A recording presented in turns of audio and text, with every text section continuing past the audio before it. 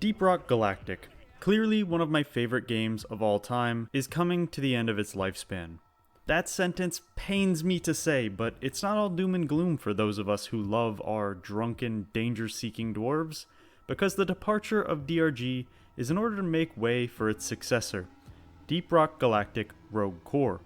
In this video, I'm going to talk about the future of DRG, what we know about Rogue Core, the roadmap for Rogue Core, and give you my thoughts on what I hope to see for the future of rocking and stoning.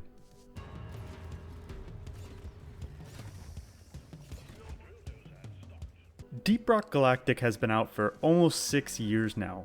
It entered early access back on February 28, 2018, and has been gaining players ever since. As a game with nearly unlimited replayability and a non-predatory pay-once, play-forever type of monetization, it's easy to see why this game continues to grow and receive praise from its player base. Although DRG's community is, in my opinion, the single best one in gaming, many players have been becoming more and more dissatisfied with the long gaps between content updates and the relatively small amount of new material in them. The announcement of Rogue Core's development back in October finally provided the community with an explanation as to why the development on DRG has slowed. Ghost Ship Games said the following in a Steam blog on Rogue Core's announcement date. "We're really excited about this, but at the same time, we understand that your first thought might be, dang, we're never gonna see a Season 5, are we? Totally understandable. We've been a little quiet about Deep Rock Galactic development for a while, so we figured it's a good time to update the roadmap, talk about how we're balancing our projects at Ghost Ship Games, and how we'll communicate all of that moving forward. Let's get straight to it. We've got good news and less than good news. Good news, Season 5 is coming, and Season 6 will happen after that. The less good news, these seasons aren't coming as soon as any of us want. Right now, we're expecting to have Season 5 out in June 2024. This blog post was a well-needed update for the DRG fans, and while waiting a full year for the next content update, well, sucks, I'm thankful that GSG communicated their plans instead of giving us the Valve treatment. In the same blog, they further explained why the updates are taking so long in response to this question. Why can't you just work on both games at once? In a perfect world, we'd continue full steam ahead on Deep Rock Galactic while developing Rogue Core at the same time, but we've only got so many helping hands on board and so many hours in the day. Instead of trying to do a little bit of work on each game every day, we'd rather block out bigger chunks of time where we can give one project our full attention. This might not be the fastest path, but we think that it will allow us to give you the best games we can possibly make. GSG also states that they don't believe in crunching, which does not come as a surprise to me because they've never proven to be an unethical company to their players, so why would they treat their employees any differently? While disappointing for DRG fans, everything Ghost Ship says here is very understandable. When designing new creative ideas for a game, it's helpful to center your focus on one game for a long period of time in order to iterate and innovate on your ideas. This is also true from the development perspective, where it would be difficult to jump back and forth from one set of assets and code in DRG to the other potentially completely new set in Rogue Core. While so much of this is sad news for our beloved game, we do have more to look forward to with the confirmation of a 5th and 6th season in the works. Not only confirmation, but we now know that the theming of Season 5 will be based around the story of Rogue Core. I'm going to speculate on this for a minute because I'm pumped about the directions that Ghost Ship could take this. First, we need to talk about the theme/story of Rogue Core itself before we can talk about what it means for OG Deep Rock. Here's the backstory on Rogue Core as provided by the devs. Exponite, a new mineral of incredible value and utility, has been discovered within the planet of Hoxie's 4. Space mining company Deep Rock Galactic immediately sets up covert mining operations deeper than ever to harvest this precious material. But without warning, all of the dig sites go dark, and all contact is abruptly lost. The player will take the role of a dwarven reclaimer sent into the Rogue Core to find and fix whatever is causing the blackout. In Rogue Core's Steam description, they have the gameplay slated as a 5-stage dive plus a boss fight. I will delve deeper into what we know of the gameplay later in this video, but this is all we need to know to discuss the expectations for DRG's Season 5. Ghost Ship says that the theming for Season 5 will be a prelude in advance to Rogue Core, but that statement, along with the planned release date of June 2024, are the only details that have been shared with us so far. So let's speculate. Here is what I would love to see. Season 5 could introduce a new mission type that is unlike any mission that we currently have available. I think that this would only make sense if it was in a new mission terminal similar to the Deep Dive terminal, or they could go the route of adding a third type of Deep Dive alongside the normal and elite. Perhaps a core Deep Dive? In this mission type, we would be deeper into Hoxie's 4 than we ever have been in the past. This could perhaps be a new biome, or it could be one of our classic biomes with some major twists due to the increased depth. The objective of one of these core dives could be to set up a forward operations base for larger tasks that MC has planned for mining Exponite in the future. Setting up this base could consist of bringing back raw resources found in the caves. The mission could progress further until something catastrophic happens, causing the blackout mentioned in the story of Rogue Core. The dwarves lose all contact with mission control at this point, and we would get a glimpse but not a full reveal of the source of the blackout. I envision this source of the blackout being a larger boss than we've ever seen in Deep Rock. One so large that the poor normal mining dwarves of Deep Rock can't handle it and must retreat to safety or escape in some hopes of rescue by the dwarven reclaimers from Rogue Core. I love this idea for a few reasons. One, it ties in the discovery of the new deeper mineral Exponite. It allows room for a significant difference to be present between the 4 dwarves that we currently use and know, and the 4 dwarven reclaimers in Rogue Core. It offers an explanation for how DRG company buildings got built in the core before the blackout. It teases the blackout event, hyping it up for Rogue Core's release. Waiting for rescue from dwarven reclaimers fits the theming of Leave No Dwarf Behind. Here are some of the downsides or holes that I can poke in my own theory, and let me be very clear that I don't actually think that this is what they will do for Season 5, but it's fun to speculate anyways. One downside is that this leaves no real way for our 4 dwarves to succeed in the mission. At least not in the traditional DRG definition of success, where you returning to the space rig constitutes a successful mission.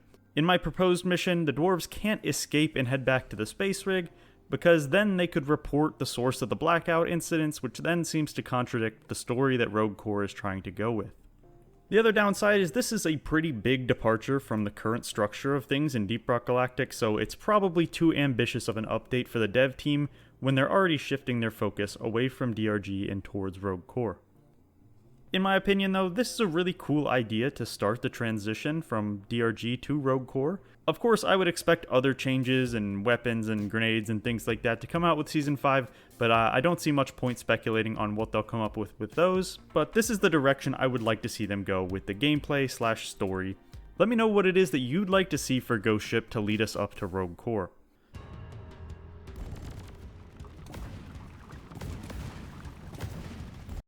Let's move on to talking about what we know about Rogue Core so far.